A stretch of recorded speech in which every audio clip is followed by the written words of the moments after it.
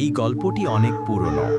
এর প্রতিটি শব্দে লুকিয়ে আছে এমন এক বাস্তব ভয় যা আপনি শুধু কল্পনায় নয়, ঘুমের মাঝে বুকে চেপে বসা এক দুঃস্বপ্নের মতো টের পাবেন।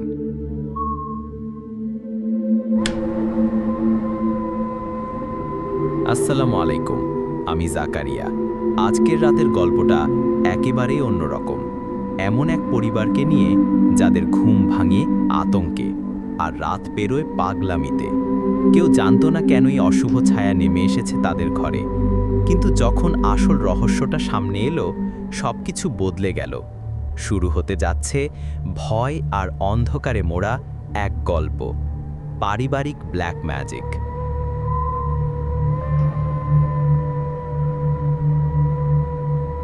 আলো নিভিয়ে দিন, হেডফোন কানে পড়ে বসে পড়ুন, কারণ এখন আপনি যা শুনতে চলেছেন তা শুধু গল্প নয়, এটা এক কঠিন বাস্তবতা।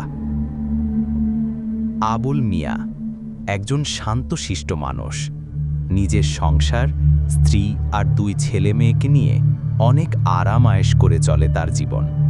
কিন্তু সুখের এই সংসারে একদিন নেমে এলো এক ভয়ঙ্কর অশরীরী ছায়া। তার ভাতিজা খোকা হিংসা করে তার পরিবারের উপর কালো জাদু করে বসে। খোকা এক গহীন রাতে পুরনো এক কবরস্থানের পাশে এক ভাঙা ঘরে সে ডাক দিল এক ভয়ঙ্কর তান্ত্রিককে। তাকে টাকার বিনিময়ে এই কাজ করাতে বাধ্য করেন।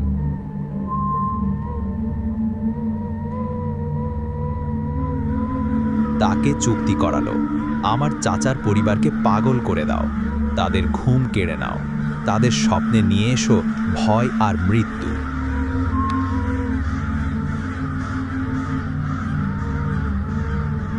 এরপর থেকেই আবুলের বাড়িতে অদ্ভুত সব ঘটনা শুরু হলো। একদিন তার স্ত্রী ঘুমের মধ্যে চিৎকার করতে করতে উঠছে, বলছে আমাকে ছেড়ে দাও, ছেড়ে দাও। সে খুব ভয়ঙ্কর একটা স্বপ্ন দেখেছিলেন। একটি প্রাণী যার মাথা কুকুরের মতো আর শরীর বানরের মতো। ওই প্রাণীটি আবুল মিয়ার স্ত্রীকে কুকুরের মতো কামড়াচ্ছিল। এই সব আবুল মিয়া শুনে তার স্ত্রীকে বলেন, স্বপ্ন তো স্বপ্নই, বিষয়টি খেয়াল করল না। কয়েকদিন পরে মেয়ে দেখে এক কালো মুখ দাঁড়িয়ে আছে জানালার পাশে, আর তাকে বাহিরে বের হবার জন্য ইশারা করছে। তার ছেলেও প্রায় এই স্বপ্ন দেখলেন। ছেলে বলছে কেউ তাকে ডাকে, আয় আয় বলে। আবুল নিজে প্রতিদিন ঘুমের মধ্যে দেখছে তার ছেলে মেয়েরা আগুনে পুড়ছে। হাসপাতাল ঘুরে ঘুরে ক্লান্ত আবুল। মানসিক ডাক্তার, ওঝা, কবিরাজ সব ট্রাই করেছে সে, কিন্তু যারাই আসে তাদেরই মাথার ভেতর শুরু হয় অদ্ভুত কণ্ঠস্বর। তুই কে? এখানে কেন এসেছ?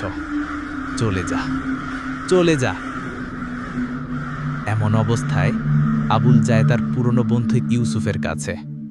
ইউসুফ জানায় একজন বড় হুজুর আছেন, যার কথা শুনে অশরীরী আত্মাও কাঁপে। তারা ঠিক করল সেই বড় হুজুরের কাছে যাবে। পরের দিন গেল সেখানে। হুজুর আবুলকে বলেন, 2 দিন সময় দিন আমাকে, আমি আসব, আপনার ঘরটা শয়তানের দখল থেকে মুক্ত করব ইনশাআল্লাহ। সেই রাতে আবুল দেখে এক ভয়ঙ্কর স্বপ্ন। এক কালো চামড়ার দানব, মুখ কুকুরের মতো আর শরীর এক বানরের মতো বিশাল। সে গর্জন করে বলে, তুই যাকেই আনিস না কেন আমার কিচ্ছু করতে পারবি না, আমি আসছি তোদের সবার জন্য। 2 দিন পর হুজুর এসে জমজম কূপের পানি ছিটিয়ে দিলেন চারদিকে। তারপর শুরু করলেন কুরআনের আয়াত পাঠ। এক এক করে সবাইকে দিলেন পানি পড়া। আশেপাশের বাতাস ভারী হয়ে উঠল, আর ছায়ার ভেতর থেকে শোনা গেল এক চিৎকার, তারা আমার, তাদের কেউ নিতে পারবে না। সেদিন সন্ধ্যায় হুজুর আবুলের বাসা থেকে চলে যান। চলার আগে তিনি সবাইকে একটি করে তাবিজ দিয়ে বলেন, এই তাবিজ সব সময় গলায় পরে রাখবেন, কেউ খুলবেন না। রাতে নিজের আস্তানায় ফিরে হুজুর বসে যান ধ্যানে। তিনি জিন জগতের এক প্রাচীন বন্ধু মালিককে ডাকেন। তাকে জিজ্ঞেস করেন, এই পরিবারের মুক্তির উপায় কি? মালিক জবাব দেয়, এই কাজ এত সহজ নয় হুজুর। যে জিনকে এখানে চালান করা হয়েছে সে হালকা শক্তির না। তাকে সরাতে হলে 7 দিনের রুকাইয়া করতে হবে। আরও আছে, ওই বাড়ির ভেতরে ও বাইরে বহু তাবিজ পুঁতে রাখা হয়েছে। সবগুলো খুঁজে বের করে জ্বালিয়ে দিতে হবে। আমিও আমার কিছু বিশ্বস্ত সঙ্গী সেই জিনকে আটকে রাখব। তবে সাবধান, সে তাবিজ ওঠানোর সময় তোমাকে বাধা দিবেই। পরের দিন ভোরে হুজুর যান আবুল মিয়ার বাড়িতে। সব কথা খুলে বলেন। আবুল কিছু না বুঝে শুধু বলেন, আপনি যা বলবেন আমি তাই করব। আমার সন্তানদের বাঁচান হুজুর। টানা 1 সপ্তাহ প্রতিদিন হুজুর আবুল মিয়ার বাড়ি এসে রুকাইয়া করতেন। এইবার আসে পুঁতে রাখা তাবিজ ওঠাতে। প্রথম দিনেই যখন বাড়ির প্রধান দরজার সামনে পুঁতে রাখা তাবিজ খুঁজে বের করা হয়, ঠিক তখনই ভেতরে একটি ঘরে আগুন লেগে যায়। সেই আগুন এক মুহূর্তে সব ছড়িয়ে দেয়। এক ঘর সম্পূর্ণ ভস্ম হয়ে যায়। তবুও তারা হার মানে না। সেদিন একটাই তাবিজ ওঠানো হয়। দ্বিতীয় দিন বিকেলে হুজুর আবার আসেন। এইবার আবুলের ছেলেমেয়ের ঘর থেকে 2টি তাবিজ বের হয়, আর সাথেই শুরু হয় ঝড়। তীব্র বাতাসে চারপাশ অন্ধকার হয়ে যায়, ধুলো বালি চোখে মুখে। তবুও হুজুর দাঁড়ান, তাবিজ দুটো পুড়িয়ে দেন। তৃতীয় দিন সংঘর্ষের দিন ছিল। এই দিনেই আসে বিপদ। হুজুর কালো জাদুর বাকি উপকরণ খুঁজে বের করতে গিয়ে ডাকে জিন বন্ধু মালিককে। সাথে আসে মালিকের দল। তখনই সেই কালো জাদুর জিন আক্রমণ করে বসে। এক ভয়ঙ্কর যুদ্ধ শুরু হয় জিন আর জিন এর মধ্যে। আকাশ কালো হয়ে যায়, ক্ষেত খামারে আগুন লাগে, গাছপালা ভেঙে পড়ে, মাটি কেঁপে ওঠে। শেষ মুহূর্তে মালিক সেই ভয়ানক জিনকে ঘিরে ফেলে, একসাথে আটকে ফেলে, হাত পা ভেঙে দেয়। অবশেষে তাকে টুকরো টুকরো করে গায়েব করে ফেলে জিন দুনিয়ার অন্ধকারে। সেই দিন ছিল এক শ্বাসরুদ্ধকর সন্ধ্যা, যে সন্ধ্যার সাক্ষী হয়েছে কালো জাদুর ভয়ানক মুহূর্ত। আবুল মিয়ার বাড়ির প্রতিটি কোণে ছিল যে অশান্তির ছাপ, ধীরে ধীরে যেন মিলিয়ে যেতে থাকে। একসময়ের কান্নায় ভরা সেই ঘর থেকে এখন শোনা যাচ্ছিল শিশুদের হাসির শব্দ। মেয়েটি যে দিনরাত কেঁদে কাটাতো, সে এখন আবার খাওয়া দাওয়া শুরু করেছে। কিন্তু এই শান্তির পেছনেই ছিল এক গভীর অন্ধকারের ছায়া। একজন এখনো চুপ করে অপেক্ষা করছিল, আর সে হচ্ছে খোকা। খোকা বুঝতে পেরেছিল তার সব কৌশল শেষ নয়। সে আবার সেই তান্ত্রিকের কাছে যায় যে একসময় তার হয়ে ভয়ঙ্কর জিন ডেকে এনেছিল। তান্ত্রিক এবার খুব রাগান্বিত। সে খোকাকে বলে, তোর কারণে আমি আমার এক শক্তিশালী জিন হারিয়েছি। এবার তুই যদি সত্যিই আবুলের পরিবারের সর্বনাশ করতে চাস, তাহলে তোকে একটা বড় ত্যাগ স্বীকার করতে হবে। খোকা চুপচাপ বসেছিল। তান্ত্রিকের চোখে দৃষ্টি তীব্র, কণ্ঠে ভয়। এইবার তুই করবি এক নিষিদ্ধ কাজ।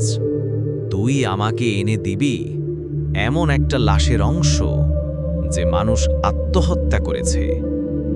কবর থেকে তার শরীরের এক টুকরো মাংস, এক চুল, সাথে একটা হাড়, একটা আঙ্গুলের নখ দিবি, আর আমি তোর কাজ শেষ করব। খোকা শুনে হতবাক হয়ে যায়, কিন্তু প্রতিশোধ তাকে অন্ধ করে দিয়েছে। সে রাজি হয়ে যায়। তান্ত্রিক তাকে বলে দেয় কোন কবরস্থান, কোথায় যাবে, কি সময় যাবে, কি মন্ত্র পড়বে, কি করবে, সবকিছু। এদিকে রাত বাড়তে থাকে। এক ভয়ঙ্কর রাত অপেক্ষা করে আছে খোকার জন্য, আর আমাদের জন্য অপেক্ষা করছে একটি রাত। দাঁড়াও, এই রাত শোনার আগেই লাইক দিন, কমেন্টে জানান আপনার অনুভব, আর গল্প ভালো লাগলে অবশ্যই শেয়ার করুন। সাবধান থাকুন। রাত ৩টে। খোকা পৌঁছে যায় এক পুরনো কবরস্থানে, ময়মনসিংহ শহর থেকে অনেক দূরে, পাহাড় ঘেরা এক জায়গায়। এই কবরস্থান অন্যরকম। এখানে যারা শোয়ে তাদের অধিকাংশই আত্মহত্যাকারী, যাদের আত্মা শান্তি পায়নি। তান্ত্রিক তাকে বলেছিল, এই নাম লেখা কবরটার মাঝখানে বাম দিকের কবর একটা যুবক ছিল, ২১ বছর বয়স, গলায় দড়ি দিয়ে মারা গেছে। খোকা সেই কবর খুঁজে পায়, তবে ঠিক তখনই যখন সে দেখে কবরের পাশে কেউ দাঁড়িয়ে আছে, কালো কাপড়ে মোড়া, মুখ নেই, চোখ নেই, কিন্তু ঘাড়টা তার দিকে ধীরে ধীরে ঘুরে তাকিয়ে থাকে। খোকা ভয় পেয়ে পিছিয়ে যায়, কিন্তু মনে পড়ে, আমি যদি না পারি তাহলে সব শেষ। সে শুরু করে তন্ত্রিকের শেখানো মন্ত্র, আফরিতেল্লাহেল ইত্তাবি আমরাল হালাক। বারবার জপতে থাকে, বিড়বিড় করে, আর হাতে নেয় এক কাঠের খন্তি। কবর খোঁড়ার সঙ্গে সঙ্গে আশেপাশে কুকুরের কান্না, শেয়ালের ডাক, আর দূর থেকে শোনা যাচ্ছিল কাঁদো কাঁদো নারীর গলা। কবরের ভেতর থেকে যখন খোকা মাটি সরিয়ে লাশের হাড় বের করে, তখন সে দেখে একটা কাঁচা চেহারা, অর্ধ পচা মুখ আর চোখ খোলা। খোকা দৌড়ে পালাতে চায়, কিন্তু পায়ের নিচে কাদা, পিছলে পড়ে যায়। তখন সেই লাশের কণ্ঠে এক ফিসফিসে আওয়াজ, আমাকে কেন কষ্ট দিতে এসেছিস? তুই আমার পচা হাড় চাস? তুই আমার মৃত্যু কিনে নিতে আসছিস? খোকা কাঁপতে কাঁপতে পড়ে যায়, কিন্তু লাশ তার গলায় হাত রাখে। কোথা থেকে এক বাতাসের ঝাপটা আসে, আর হঠাৎ লাশটা নিজেই টুকরো হয়ে যায়। তান্ত্রিকের কোনো শক্তি ছিল, কেননা তান্ত্রিক জানতেন খোকা একা পারবে না, যতই মন্ত্র পাঠ করুক। নতুন কাজ ভয় পেয়ে পালাবে, এটাই স্বাভাবিক। একটা হাড়, একটা চুল আর এক ফোঁটা পচা রক্ত খোকার থলেতে চলে আসে। খোকা তান্ত্রিকের কাছে ফিরে আসে। তান্ত্রিক বলে, তুই এখন পাকা, এই জিন আর কেউ আটকাতে পারবে না। এবার শুধু তোর রক্ত লাগবে, একটা কষ্টের রক্ত, তোর আত্মত্যাগ। খোকা বিস্মিত হয়ে তাকিয়ে থাকে। সে জানে না তান্ত্রিক এবার কি চায়। তান্ত্রিক এবার তার চূড়ান্ত কাজের প্রস্তুতি নিতে শুরু করবেন। তিনি জানতেন এবার যা ঘটতে যাচ্ছে তা স্বাভাবিক জাদুর বাইরের কিছু। এই এমন এক ডার্ক রিচুয়াল যেটা কেবল সাহসী বা পাগলের পক্ষেই সম্ভব। একদিন তান্ত্রিক খোকাকে ডেকে বললেন, তুই আজ রাতেই নিয়ে আসবি শ্মশানের মাটি, পোড়া লাশের ছাই আর একটা পুরনো ভাঙা হাড়ির টুকরো। সাথে তোর থাকবে আমার এক অনুগত প্রহরী। এরপর তিনি খোকার পাশে বসিয়ে কিছু ভয়ঙ্কর মন্ত্র শেখালেন। তারপর একটি কুকুরকে বাইরে থেকে ডেকে আনলেন। এই কুকুর সাধারণ নয়, এই কুকুরের চোখ লাল, দাঁত কড়া সাদা আর গলা ভর্তি তাবিজ। তান্ত্রিক খোকাকে বললেন, এইটা আমার পোষা জিন, আজ থেকে তোর পাহারাদার। রাত 1:43। খোকা বের হলো কুয়াশায় মোড়া গ্রামের বাইরে পুরনো শ্মশানের দিকে। চারিদিক নিস্তব্ধ। হঠাৎ কুকুরটা ঘেউ ঘেউ করে উঠল, যেন কারো উপস্থিতি টের পেল। খোকার বুক কাঁপছিল, কিন্তু মন্ত্রের শব্দে নিজেকে সামলে নেয়। সে কাপা হাতে শ্মশানের ভেতরে ঢুকে পড়ে। ভেতরে পড়ে থাকা পোড়া কাঠির পাশে গিয়ে হাত বাড়ায়। সেখানে পোড়া ছাই এখনো উষ্ণ। খোকা ছাই তুলে যখন ব্যাগে রাখছে, তখন কার যেন চাপা হাসির শব্দ আসে তার পিছন থেকে। সে ভয় কাঁপতে কাঁপতে মন্ত্র পড়তে থাকে, আউযু বিল্লাহি মিনাশ শাইতানির রাজিম, আল্লাহুম্মা ইন্নী আউযু বিকা মিনহু। পিছনে তাকায় না, শুধু ছুটতে থাকে। শ্মশানের ভেতরে যেন সময় থেমে গিয়েছিল। কুকুরটা ছায়ার দিকে ঘেউ ঘেউ করছিল, কিন্তু ছায়াগুলো হাওয়ার মতো মিলিয়ে যাচ্ছিল। কোনো রকমে প্রাণ হাতে নিয়ে খোকা তান্ত্রিকের কাছে ফিরে আসে। তান্ত্রিক কড়াভাবে বলে, তুই পাশ করছিস, এখন তোর কাজ শুরু হবে। 1 সপ্তাহ পর এক মহাজাগতিক সময় আসবে। সেই সময়েই তোর আত্মা আর জিনের চুক্তি সম্পূর্ণ হবে। রাত তখন গভীর। আবুল মিয়ার বাড়িতে শুরু হয়েছে একের পর এক ভয়ঙ্কর ঘটনা। দরজাগুলো আপনা আপনি খোলা বন্ধ হচ্ছে, আলমারির কাঁচ ভেঙে পড়ছে নিজের ইচ্ছায়, এবং রান্নাঘরের হাঁড়ি ছুঁড়ে ছুঁড়ে ফেলা হচ্ছে মেঝেতে। ঘরের ছোট ছেলেটা কাঁদতে কাঁদতে ঘুম ভেঙে ওঠে। আব্বু, একটা লোক জানালার পাশে দাঁড়িয়েছিল। কিন্তু বাইরে ছিল ঘন অন্ধকার, আর সেই অন্ধকারের বুক চিরে কারা যেন হাঁটছিল ধীরে ধীরে। সালমা খালা এক রাতে স্বপ্নে দেখতে পান তার শরীরে কেউ একটা কুচকুচে কালো কাপড় জড়িয়ে পেঁচিয়ে দিচ্ছে। সে দম নিতে পারছে না। ঘুম ভেঙে সে নিজেকে ঘরের এক কোণে আবিষ্কার করে, মাটিতে লুটিয়ে থাকা অবস্থায়। আবুল সাহেব আর চুপ থাকতে পারেন না। তিনি সেই পুরনো হুজুরের খোঁজে বের হন, যিনি আগেও তাদের সাহায্য করেছিলেন। কিন্তু হুজুর তখন গুরুতর অসুস্থ। তিনি বলেন, আমি পারবো না যেতে, তবে আমার একজন প্রিয় ছাত্র আছে। সে রুকাইয়া পড়ে, অনেক জিন মোকাবিলা করেছে, আমি তাকেই পাঠাচ্ছি। সেই ছাত্র যখন প্রথম আবুল মিয়ার বাড়িতে পা রাখল, তখনই তার গায়ে কাঁটা দিয়ে ওঠে। দরজা পার হতেই তার কানে আসে একটি হাহাকারের শব্দ। সে জানে এই জায়গাটা সাধারণ নয়। সে দরকারি আয়াত পড়ে, পানি পড়ে, রুকাইয়া শুরু করে। কিন্তু হঠাৎ তার গলার স্বর যেন হঠাৎ করে বন্ধ হয়ে যায়। মুখ খুলে কথা বলতে পারছে না। ঘাড়ের পেছনে এক ঠান্ডা ছোঁয়া অনুভব করে সে। বুঝে যায় কেউ বা কিছু ঠিক তার পেছনে দাঁড়িয়ে আছে। প্রচণ্ড কষ্টে সে ফিসফিস করে আবুল মিয়াকে বলে, এই জায়গায় এমন কিছু আছে যা আমি একা পারবো না দমাতে। এই যে এক ভয়ঙ্কর কালো জাদু, এমন জাদু যেখানে একসাথে একাধিক জিনকে চালান করা হয়েছে। সে আবুল মিয়াকে নিয়ে যায় বাজারে, বলে, আপনাদের এখন এমন একজন আলেম দরকার যিনি জিনের সাথে কথা বলতে পারেন, কারণ এখন ওরা কেবল ভয় দেখাচ্ছে না, ধ্বংস করতে এসেছে। সেই ছাত্র হুজুরের ঠিকানায় গিয়ে আবুল সাহেব যখন বড় আলেমের সাথে কথা বলে, আলেম হুজুর তাকে বলে, আমি সব জানি, আমাকে কিছু বলতে হবে না। আপনি খোকার কাছে মাফ চান, আর সে কি চায় সেগুলো দিয়ে দিন। সম্পদের চেয়ে জীবন বড় নয়। তারপর আবুল মিয়া আলেমের কথা মতো মাফ চেয়ে ফিরে আসলেন। তখন বাড়ির পরিবেশ ধীরে ধীরে শান্ত হতে শুরু করল। খোকাও বুঝে গেল সে যা করেছে তা ভয়ঙ্কর পাপ। সে ছুটে যায় সেই ভয়ঙ্কর তান্ত্রিকের কাছে আর বলে, আমার জাদু নষ্ট করে দেন হুজুর। আমার কারণে আমার চাচা পরিবারের অনেক ক্ষতি হয়ে গেছে।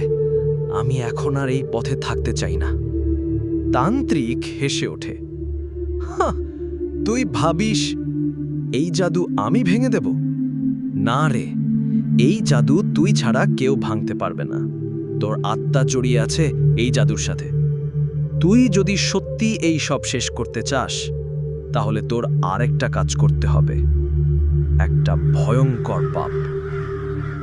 খোকা কাঁপতে কাঁপতে বলে, কি করতে হবে আমাকে? তান্ত্রিক ধীরে ধীরে বলে, একটা অনাথ শিশু যে মনের রোগে ভুগছে, তাকে একটা গুহায় নিয়ে গিয়ে তার রক্ত লাগবে আমার মন্ত্রে। এই পাপ যদি করতে পারিস, তবে জাদু ভেঙে যাবে আর তুই মুক্তি পাবে। খোকা চুপ হয়ে যায়, তার মুখ ফ্যাকাশে, চোখে জল। কিন্তু সে ভাবে, যদি আমার কারণে আমার চাচা এত কষ্ট পেয়ে থাকে, তাহলে আমি কেন সব সহ্য করব না? একদিন রাতে খোকা শিশুটিকে খুঁজে বের করে, তাকে নিয়ে যায় সেই নির্জন জঙ্গলের গুহায়। চারদিক নিশুতি, পাখির আওয়াজ থেমে গেছে, শুধু কুকুরের ডাকে রাত কেঁপে উঠছে। গুহার মুখে দাঁড়িয়ে খোকা কাঁপতে কাঁপতে দাঁড়ায়। তার সামনে পড়ে থাকে সেই ছোট্ট মেয়ে, কাঁদছে কাঁদছে, আর খোকা দাঁড়িয়ে আছে ছুরি হাতে। কিন্তু তখনই এক গা ছমছমে আওয়াজ, খোকা পেছনে দেখ। সে পেছনে তাকিয়ে দেখে এক আগুনে জ্বলে ওঠা জিন দাঁড়িয়ে, চোখ জ্বলছে আগুনে। তার গলা থেকে বিকট আওয়াজ, যদি তুই এই কাজ করিস তাহলে আমি তোর রক্ত খাবো। খোকা ভয় চিৎকার করে ওঠে, ছুরি ফেলে দেয়, আর শিশুটিকে কোলে তুলে কাঁদতে কাঁদতে বলে, আমি আর কোনো পাপ করব না, আমি মুক্তি চাই। গুহার ভিতর আগুন জ্বলে ওঠে, তান্ত্রিকের মুখ বিকৃত হয়ে ওঠে কোথাও দূরে। আর সেই রাতেই খোকার শরীর কাঁপতে থাকে, সে জ্ঞান হারায়। অবশেষে সকালবেলা খোকার চাচা আবুল সাহেব তাকে একটা মাজারের সামনে অচেতন অবস্থায় খুঁজে পান। সেখানে বসেই শুরু হয় খোকার নতুন জীবন। কিন্তু সত্যি কি খোকা মুক্তি পেল? তা জানার জন্য শুনে নিন পরবর্তী পর্বে। গল্পটা যদি আপনার গায়ে কাঁটা দিয়ে থাকে আর খোকার ভয়ঙ্কর কাহিনী যদি মনে দাগ কেটে থাকে, তাহলে একটা মাত্র লাইক দিন। আপনার কোনো প্রশ্ন, মতামত বা অভিজ্ঞতা থাকলে কমেন্টে জানাতে ভুলবেন না। আর সামনে আসছে এমন ভয়ঙ্কর আরও সত্যিভিত্তিক গল্প পেতে হলে চ্যানেলটা সাবস্ক্রাইব করে পাশের বেল আইকনে টোকা দিন, কারণ পরবর্তী পর্বে খোকার সামনে আসছে এমন এক অন্ধকার যা আলোতেও দেখা যায় না।